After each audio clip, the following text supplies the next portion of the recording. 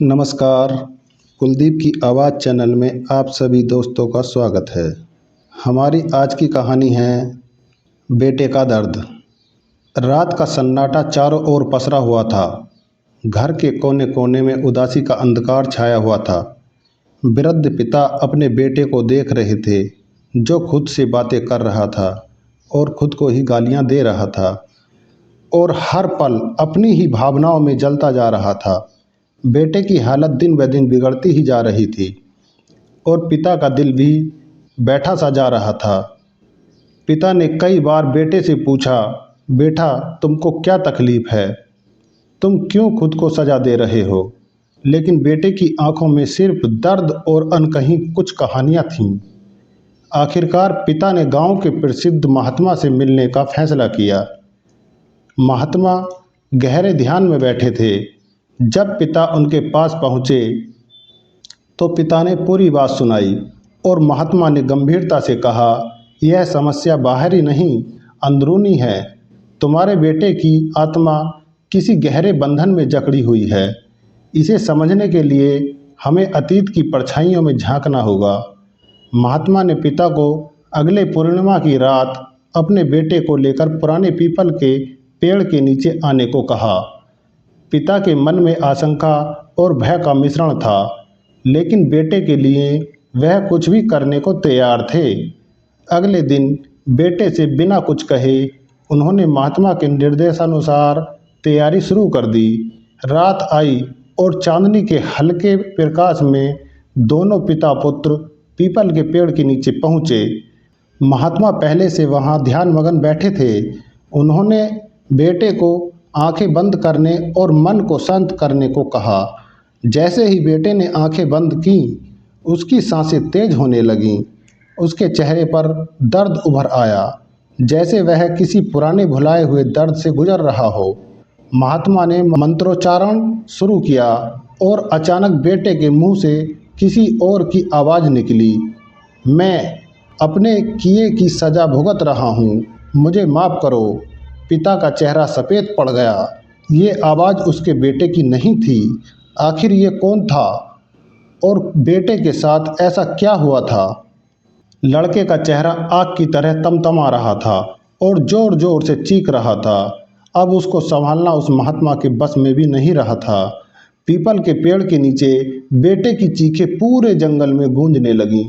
उसका चेहरा आग की लपटों की तरह लाल हो चुका था।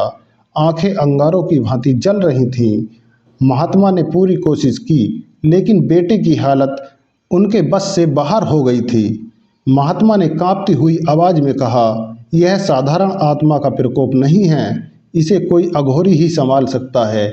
जल्द ही इसे तांत्रिक साधना में निपुण अघोरी बाबा के पास ले जाओ, वरना यह आत्मा इसे पूरी तरह अपने बस में कर लेगी। पिता, जो बेटे की ऐसी हालत देखकर पहले ही टूट चुके थे, सदमे में आकर जमीन पर गिर पड़े। वहाँ मौजूद लोगों ने उन्हें संभाला, लेकिन उनकी आंखों में आंसू रुकने का नाम नहीं ले रहे थे। गांव के कुछ लोग पिता और बेटे को लेकर पास के जंगल में रहने वाले प्रसिद्ध अघोरी बाबा के पास पहुँचे। अघोरी बाबा, जो सब साधना और तांत्रिक विद्या में पारंगत थे, ध्यान में बैठे हुए थे। जब उन्होंने बेटे की हालत देखी तो उनकी आंखें बंद हो गईं और वे गहरे ध्यान में चले गए। कुछ देर बाद अघोरी ने आंखें खोलीं और बोले, यह आत्मा किसी पुराने जन्म का बदला लेने आई है। यह कोई सामान्य आत्मा नहीं है, बल्कि किसी अधूरी साधना में मारे गए तांत्रिक की आत्मा है, जो इस पर कब्जा जमाने की कोशिश कर रही है। अघोरी ने एक त्रिभुज आकृति बनाई, जिसमें बेटे को बैठने के लिए कहा। उन्होंने चारों दिशाओं में राख छिड़की और मंत्रोच्चारण शुरू किया। जैसे जैसे मंत्रों की ध्वनि बढ़ती गई, बेटे की चीखें और तेज होती गईं। उसका शरीर कांपने लगा, जैसे कोई अदृश्य शक्ति उसे अपने बस में करने की कोशिश कर रही हो। अचानक बेटे की आवाज़ बदल गई, तूने मेरी साधना भंग की थी, मैं तुझे चैन से जीने नहीं दूंगा। अघोरी ने तीव्र स्वर में कहा, जो अधूरी साधना में मारा गया, उसकी आत्मा कभी मुक्ति नहीं पा सकती। छोड़ दे इस शरीर को और अपने कर्मों का फल भुगत। मंत्रों की शक्ति से वातावरण कांपने लगा। हवा में अजीब सी ठंडक फैल गई और बेटे के शरीर से एक काली छाया निकलकर चीखते हुए हवा में विलीन हो गई। बेटे का शरीर शांत हो गया, लेकिन उसके चेहरे पर थकावट और दर्द साफ झलक रहा था। पिता, जो अब तक रोते रोते बेहोश हो चुके थे, बेटे को ठीक देखकर फूट फूट कर रोने लगे। लेकिन कहानी यहीं खत्म नहीं हुई थी। अघोरी बाबा ने कहा, यह आत्मा तो चली गई, लेकिन इसकी छाया अब भी इस पर मंडरा रही है।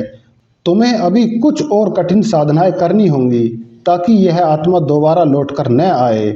आखिर उस आत्मा का बेटे से क्या संबंध था और क्यों वह बदला लेना चाहती थी?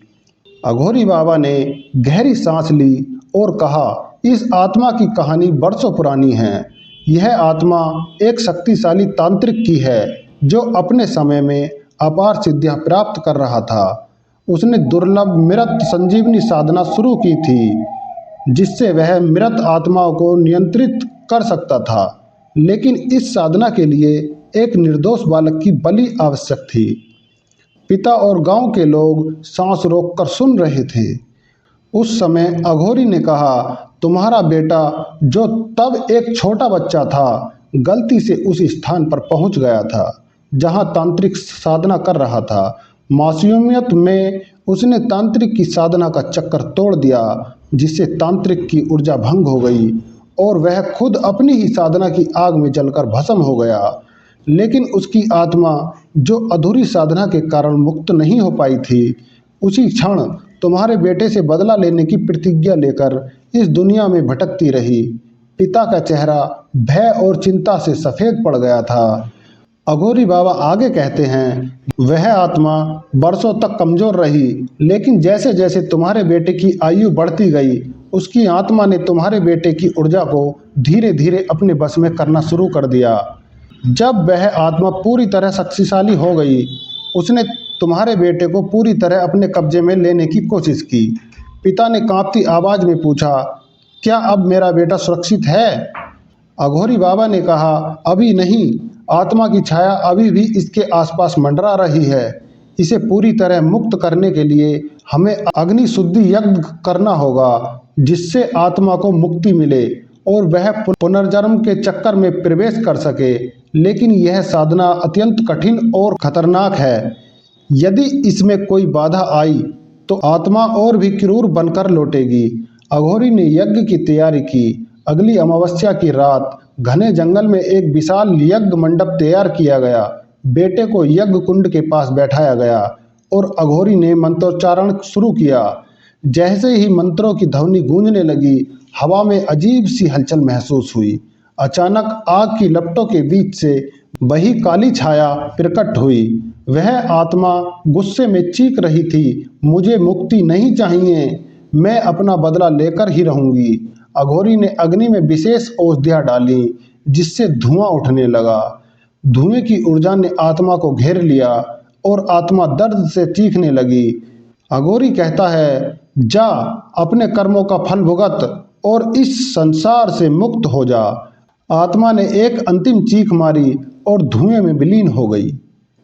यज्ञ की अग्नि शांत हो गई और बेटे की आंखें धीरे धीरे खुलने लगीं। उसके चेहरे पर सुकून था, जैसे किसी भारी बोझ से मुक्त हो गया हो। पिता ने बेटे को गले लगा लिया, लेकिन अघोरी बाबा ने चेतावनी दी, यह आत्मा तो मुक्त हो गई, लेकिन तुम्हारे बेटे को अब अपने कर्मों और मन की शुद्धता बनाए रखनी होगी, ताकि ऐसी नकारात्मक शक्तियां फिर से इसे अपने आवेश में न ले सकें। गांव वालों ने राहत की सांस ली, लेकिन जंगल के अंधकार में अभी भी कुछ रहस्य छिपे हुए थे, जो समय के साथ खुलने वाले थे। अघोरी बाबा ने आत्मा को मुक्त तो कर दिया, लेकिन उनके शब्दों ने सभी को अचंभित कर दिया। यह आत्मा तो मुक्त हो गई, परंतु इस जंगल में अभी भी कई अधूरी साधनाएं और भटकती आत्माएं हैं, जो सही समय की प्रतीक्षा कर रही हैं। पिता और बेटा तो सुरक्षित घर लौट आए, लेकिन बेटे के मन में एक अजीब बेचैनी थी। वह हर रात सपने में जंगल के उसी पीपल के पेड़ को देखता था, जहां उसकी आत्मा पर काबू पाने की कोशिश की गई थी। उसे ऐसा महसूस होता जैसे कोई छाया उसे पुकार रही हो।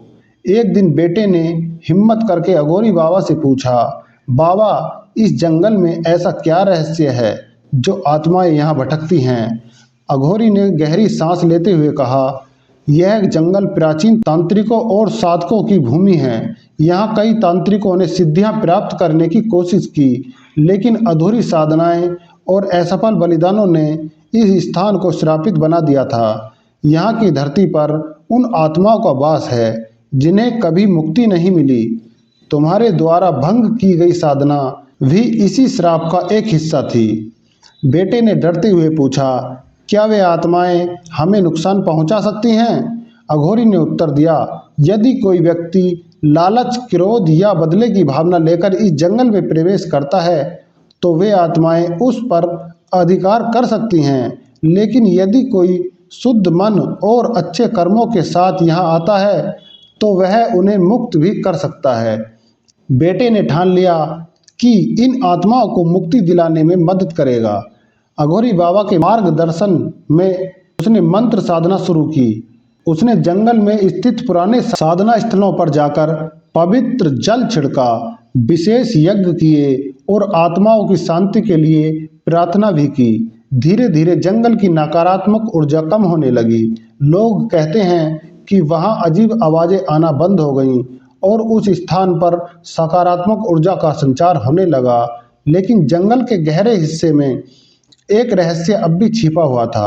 एक प्राचीन गुफा जहां सबसे शक्तिशाली तांत्रिक ने अमरतप की साधना की थी। कहते हैं वह तांत्रिक साधना में तो सफल हुआ, लेकिन उसकी आत्मा शरीर छोड़कर इस गुफा में ही कैद हो गई।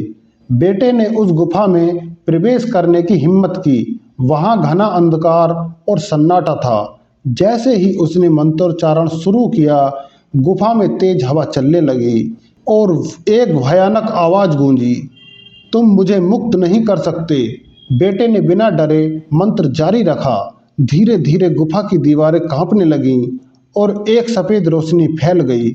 एक अजीब सी छाया गुफा से बाहर निकलकर आकाश में विलीन हो गई। उस दिन के बाद वह जंगल पूरी तरह शांत हो गया। गांव वालों ने उसे मुक्ति वन का नाम दिया। बेटा न केवल अपने ऊपर आए संकट से बाहर निकला, बल्कि उसने बरसों से भटक रही आत्माओं को भी मुक्ति दिलाई। पिता की आंखों में गर्व और खुशी के आंसू थे और अघोरी बाबा ने मुस्कुराते हुए कहा, तुमने न केवल आत्माओं को मुक्त किया, बल्कि अपने कर्मों से इस श्रापित भूमि को भी पवित्र कर दिया। अब यह स्थान सदा के लिए शांति का प्रतीक बन गया है।